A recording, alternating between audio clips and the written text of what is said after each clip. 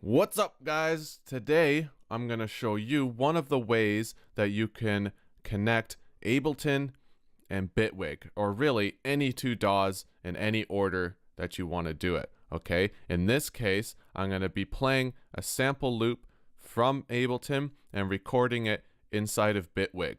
So I hope this is helpful to you. There's many reasons why you would want to do it, and I'm going to show you how. All right, let's get into it.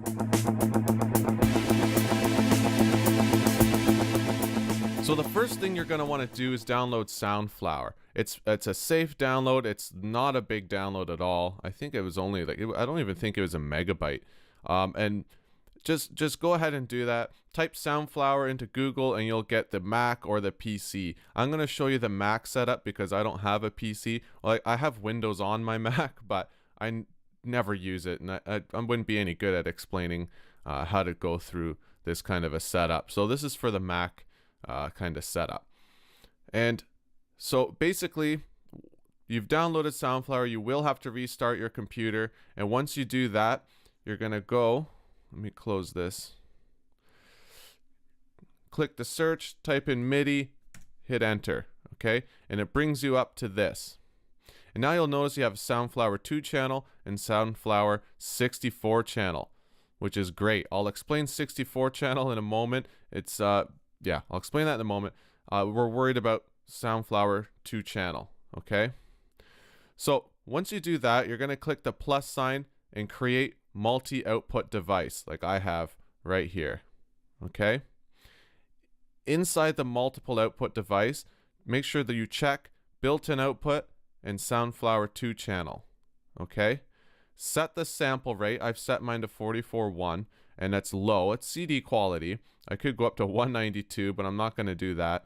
And remember this number. The reason I set mine low is because while I'm recording on this with my voice, I have a video thing recording that. I have two DAWs open, and they're contacting each other through that. So I just decided to leave it low for the time being. Maybe if I was doing this seriously, I would definitely turn it up at least to 48. But in any case, this is what I have set.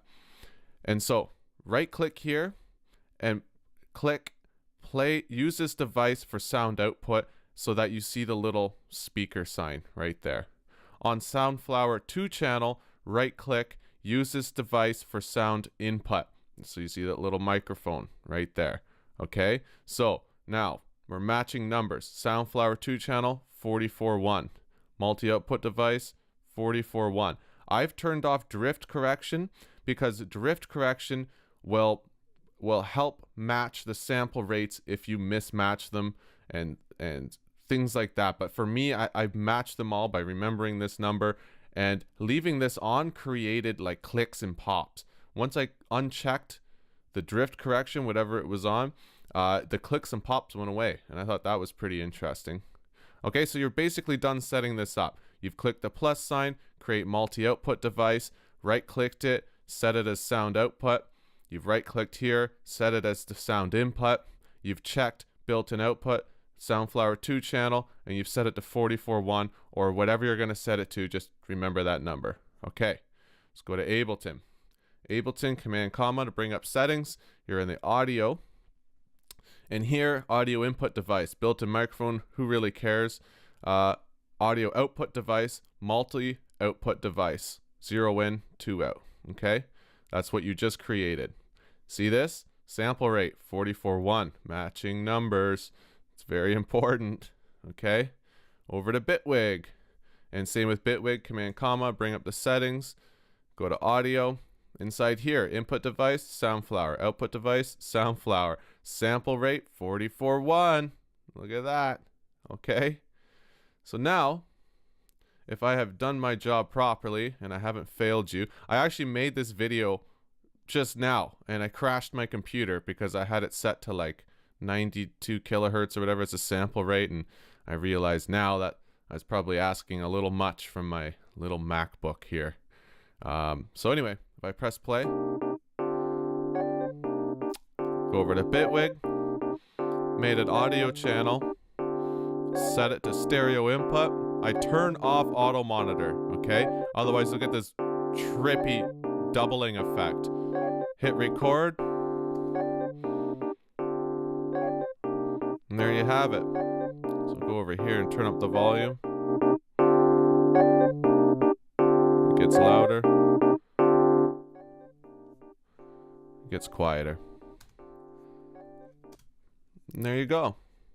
That's basically it. See that?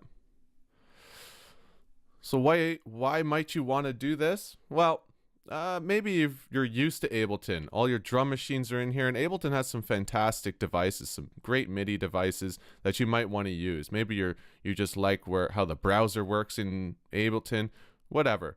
Maybe it's maybe your buddy's coming over and he's still in the Ableton world, and you have moved on to Bitwig, but all his music has been written in Ableton, and you want to migrate it over to Bitwig. Well, simple enough. Just do that. Well, I mean, really, even then, I would probably bounce out all the stems and then just import them into Bitwig personally, just to be honest. But it's just, I'm sure you can think of many ways and reasons why you would want to do this. I will say a better program than Soundflower is the one that Bitwig recommends that you use, called DAW Audio. Let me see if I can find it here. DAW Audio. This guy, okay? This is much better than Soundflower, but there's an inherent problem. Two of them. One, I'm on a Mac, and there's three problems. One, I'm on a Mac, and if I click any of these, file not found. Like any of these that I click, file not found. It doesn't matter. It doesn't matter which one of these I click. It doesn't seem to have an official download for Jack, which I'm sure will get fixed. I really want it. Like, I've emailed them. And the other problem is it doesn't work on Yosemite. My operating system is OS X Yosemite. I know it's outdated. So I might update that and then find a download and install Jack. And then the third problem is that it's apparently very confusing if you're not computer savvy to set up. It's not quite as easy as just doing this. Okay, there's a whole thing that you gotta go through to set it up. But the plus side is it'll transfer MIDI data. You can sync clocks from what I hear, and you can do audio. So it kind of does everything. It's kind of like Rewire except less fidgety. Okay, and it'll work in any program. So that's pretty dope. So I might upgrade to Sierra. I don't really know. The thing is with Mac operating systems and audio programs like Pro Tools, it's a very delicate ecosystem. And so like Pro Tools, like Logic will work for sure. Cubase will probably be okay.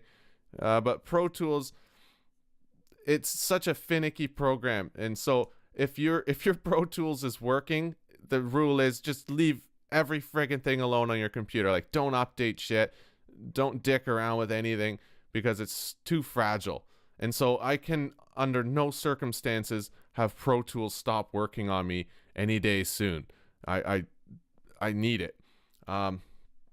So I don't know. I might, you know what? I'm going to do Time Machine backup, upgrade my system, test out this Jack thing if I can get a download for it.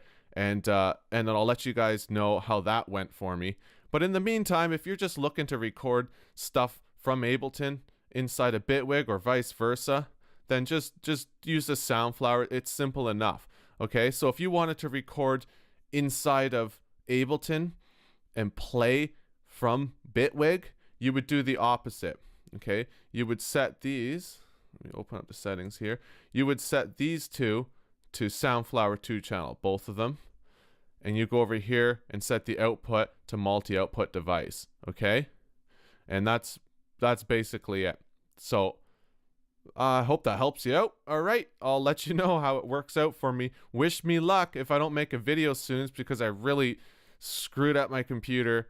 And well, no, I got a Time Machine backup, so don't worry about it. I'm gonna try and figure out this Jack thing. I won't do it until I can find a download for Jack, because that would just be ridiculous. And I'll talk to you guys soon. Okay? All right. Ciao.